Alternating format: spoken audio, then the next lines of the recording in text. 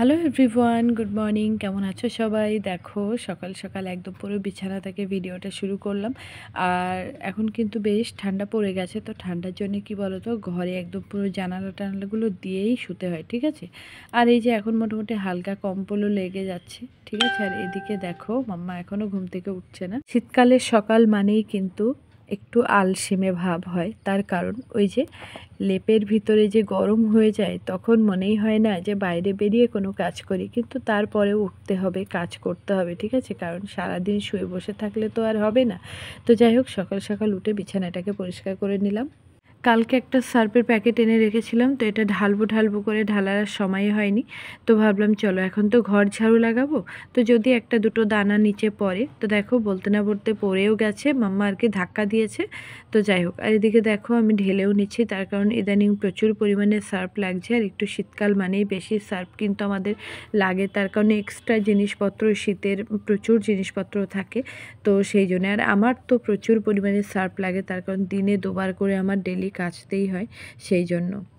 এবার আমি সুন্দর করে ঘরটাকে ঝাড়ু লাগাবো।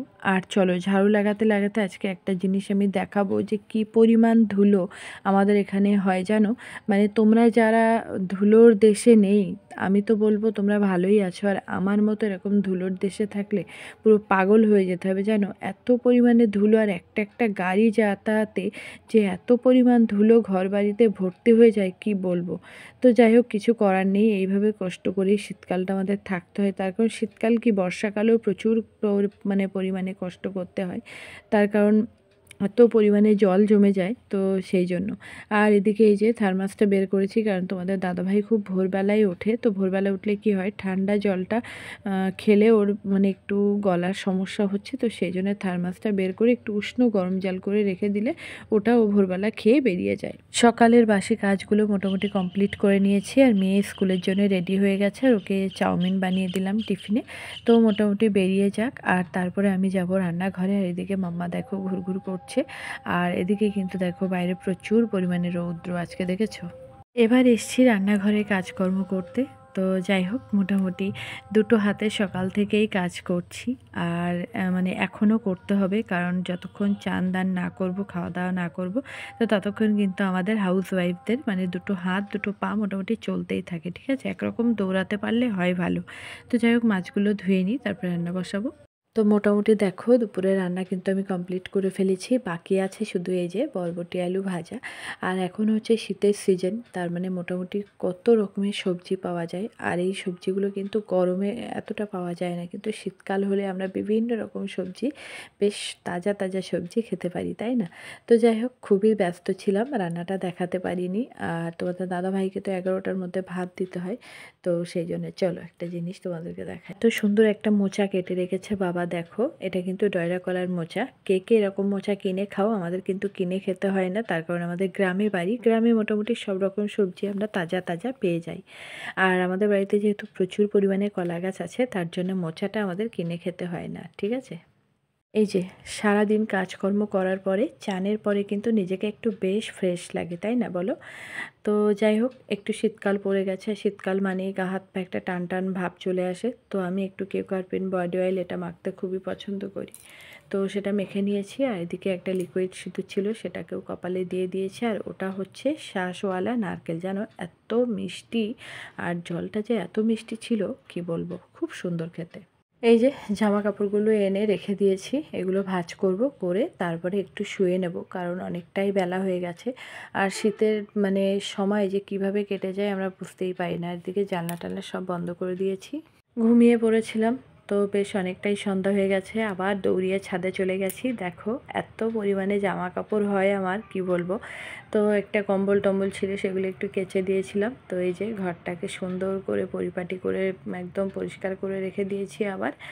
আর এই জামা কাপড়গুলো এবার ভাঁজ করে আবার জায়গায় রেখে দেবো। আর মেয়েরা যে ঘরটায় বই পড়ে, তো সেই ঘরটাকেও একটু সুন্দর করে গুছিয়ে নিয়েছি। আর এদিকে দেখো বেড কভারটাকে চেঞ্জ করে দিয়েছি। তো কেমন লাগছে অবশ্যই তোমরা একটু কমেন্টে বলো, ঠিক আছে। আমি যতটুকু পারি আমার ছোট্ট করে ঘরটাকে আমি পরিষ্কার পরিচ্ছন্ন করে সুন্দর করে গুছিয়ে রাখার চেষ্টা করি। পরে কাজ হচ্ছে রান্নাঘরে। তো এই যে ঘর দোর সব পরিপাটি করে আবার চলে এসেছি রান্নাঘরে। তো এদিকে মাম্মার জন্য একটু দুধ গরম করেছি, আর আমাদের জন্য করব একটু লিকার চা। আর কাজ করে না প্রচুর গরম লেগে গেছে, দেখো ফ্যানটা কিন্তু একদম চলছে ফুল স্পিড। তো এখন করব একটু লিকার চা। তো লিকার চা খাবো। তো আর ফ্রিজে আছে আদা, কারণ ফ্রিজে আমি ইদানিং মানে বেশ কয়েকদিন আদা এরকম মিক্সার করে রেখে দিচ্ছি। ঠিক আছে, তো আর এই কৌটোতে অল্প আদা আছে, তো এটা নিয়ে গেলাম। নিয়ে তারপরে একটু লিকার চাই কি হয়, লিকার চাই একটু কিন্তু আদা দিলে বেশ ভালো লাগে। আর শীতকালে না একটু গলাটা কেমন ব্যথা ব্যথাও হয়। তো যেহেতু ওয়েদারটা একটু চেঞ্জ হয়, কখনো ঠান্ডা কখনো গরম, এই যেমন দেখো ঠান্ডা পড়েছে বেশ, কিন্তু আমি কিন্তু একটু কাজ করতে হাঁপিয়ে গেছি, তো ফ্যানটা ফুল দমে ফ্যানটা চালিয়ে দিয়েছি। তো এরকম ওয়েদারে তো একটু গলার সমস্যা হতেই থাকে। চা রেডি হয়ে গেছে, তো একদম ধোয়া উঠছে। চলো, এরকম গরম গরম চা খেলে বেশ গলাটা ভালো লাগবে। আর এদিকে মাম্মার জন্য দুধ বিস্কুট এটা খাওয়াবো। আর ওদিকে দেখো একটু বাদাম আছে, তো ভাবছি মোটা মুড়ি আনা ছিল ঘরে, তো মোটা মুড়ি দিয়ে বাদাম আর লিকার চা একদম পুরো জমে যাবে। তো এই যে আবারও চলে এসেছি রান্নাঘরে। আর তার মধ্যেও কিন্তু আমি চাটা খেয়ে মাম্মাকে একটু বইও পড়িয়ে নিয়েছি। আজকে মাম্মার টিউশন মাস্টার আসেনি, তো তার জন্যে। আর এদিকে দেখো আবার বই পড়িয়ে চলে এসেছি রান্নাঘরে। তো সবার মোটামুটি গলা টলা ব্যথা, শীতকাল ওয়েদারটা খুবই খারাপ, তো গলা টলা ব্যথা হচ্ছে। তো সবার কথা যে রাত্রে রুটি খাবে, রুটি আর আলুর রসা, তো সেটা এখন করতে হবে। আর আমি দুপুরে মোটামুটি সব রকম রান্না বান্না করেই রেখেছিলাম। রুটির কোনো প্ল্যান ছিল না, তো হঠাৎ করে রুটি এখন ঠিক আছে। তো যাই হোক, মা আর আমি মিলে রুটি করছি, মানে মা ওদিকে আমাকে বেলে দিচ্ছে আর আমি এদিকে রুটি সেঁকছি। তো যাই হোক, কিছু কথা তোমাদের সঙ্গে বলি। দেখো, একটা ভিডিও করতে গেলে অনেকটাই কষ্ট হয়। তো তোমাদের কাছে আমার একটাই অনুরোধ, প্লিজ ভিডিওটা দেখছো যাওয়ার সময় একটা লাইক কমেন্ট এবং চ্যানেলটাকে সাবস্ক্রাইব করে প্লিজ তোমরা আমার পাশে থেকো। কারণ দেখো, তোমাদের একটা লাইক, একটা কমেন্ট, একটা সাবস্ক্রাইব আমার জীবনে অনেক কিছু পরিবর্তন করে দিতে পারে। সবার কাছে অনুরোধ, কেউ আনসাবস্ক্রাইব করো না, ঠিক আছে?